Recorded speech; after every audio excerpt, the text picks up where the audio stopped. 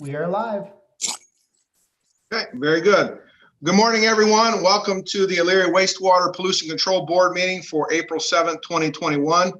I will call the meeting to order. This is a virtual meeting, but it is being broadcast live.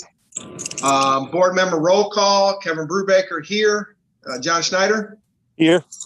Daryl Farkas? Here. Terry Corzan? Here. And I know Mr. Posna from Lorraine County Public Health is out at a vaccine clinic today. So he is excused, and others present. We have Margaret O'Brien from the Law Director's Office and Corey Henderson from the IT Office Department. So at this time, I'll entertain a motion to approve the minutes of the March 3rd, 2021 meeting. So moved. Moved by Mr. Corzan. Second. Second by Mr. Farkas. Any discussion?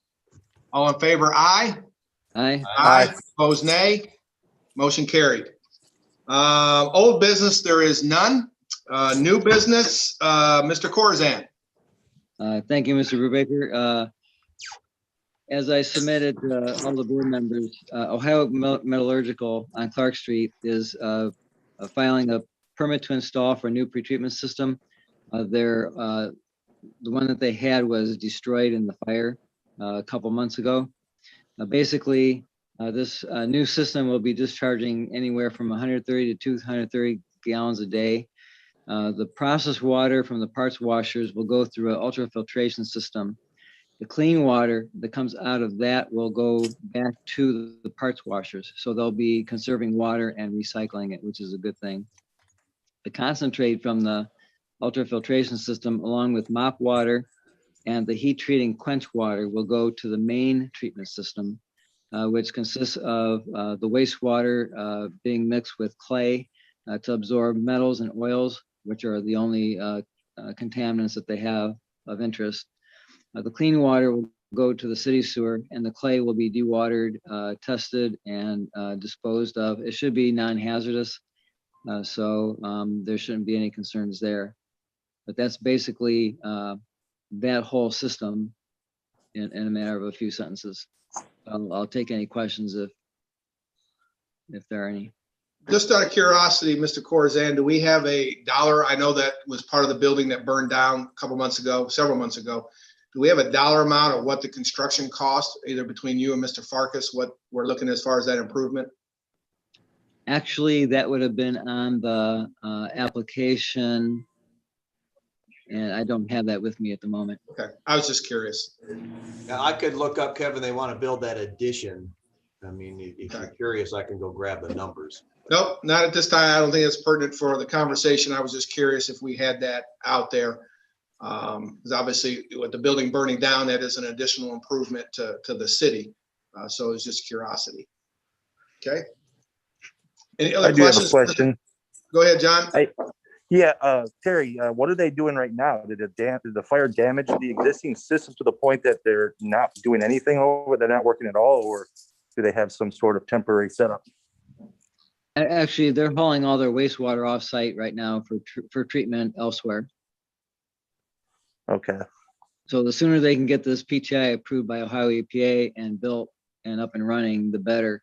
We've pledged our support to help them in any way that we can once they get it built. Hopefully they can get that done pretty quick. Are they building on the same footprint? Pretty much. Actually, the treatment system will be divided in two parts. The ultrafiltration system will be in one area of a building, and then the main treatment system will be in another area. Will this be an upgrade from what they previously had, I would assume, since it will be newer equipment? Yes. Okay. Any other questions regarding metallurgical? Okay, Mr. Corzan? Okay, next item is the east side pH issue. We've been having some higher spikes of pH coming in from the east side of the city. And basically what we're investigating is you have a 27-inch interceptor coming from the northeast side, which includes the Lorraine County Community College and the Hemlock Drive area. And you got the 48-inch interceptor coming in from the southeast side, which includes the Abbey Road North pump station, and also from BASF and all of that area down that way. We had pH recorded of 9.4 this morning at the headworks. We were out starting around 2 o'clock this morning trying to track this down again. We have a pH probe in the wet well that BASF pumps to. The electricians are checking that because it didn't seem to be lining up quite with what the readings that we were getting coming out of BASF this morning. BASF was fine. They were within their permit limits of 6 to 10. This is something that we've been working on for a while. I'll forward additional information to the board at next month's meeting to see where we're at with this. It doesn't appear to be anything that's hurting the plant. We've gotten a number of samples and tested them for all kinds of things, and it doesn't seem to be anything that's hurting the plant, but still we need to figure out definitively where it's coming from.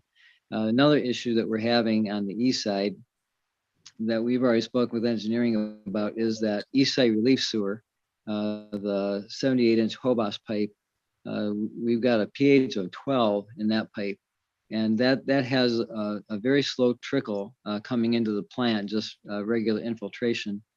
But I know engineering's going to get with, I believe it's Fabrizi, to go back into that pipe and do some sealing, because we have to figure out where that high pH of 12 is coming from.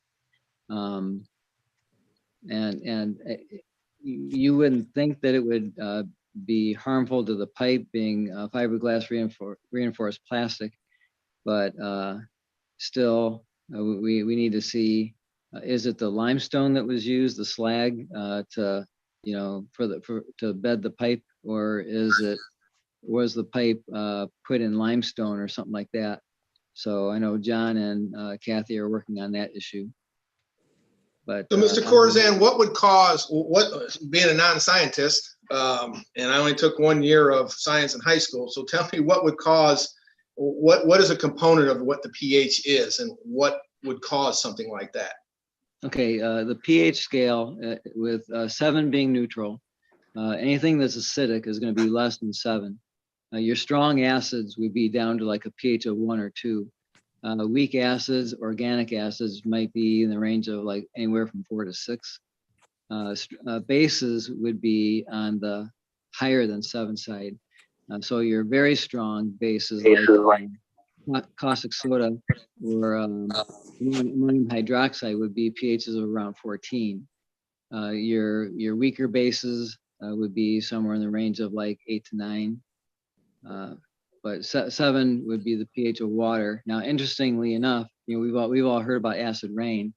Rainwater has a pH of about 6.5, so it's just very slightly acidic. But that gives you a general overview of the pH scale. Have we had this issue in the past in that area, or coming from that area? We've from the east side. Yeah. Yeah, we've been chasing this because it's been kind of intermittent. We've been chasing this for a couple of months, and if you look at that attachment that I sent you, you'll see spikes going up and down, up and down. That kind of indicates a pump station, because if it was something that was not coming from a pump station, it'd be a constant line increased. The black line that you'll see on that is the pH probe that's in the pump station that services BASF. The blue line is our plant effluent. You can see how steady that is. That's very steady. The green line is the west pH. The red line is the east.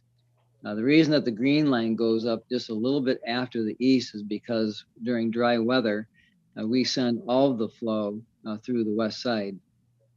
So the east side is influencing the west side pH meter, which tells you that it's a real phenomenon. It's not an aberration. So we'll continue to search for this. Thanks for the info. Sure. Any other questions for Mr. Corzine? Okay. Any other miscellaneous business that we need to discuss?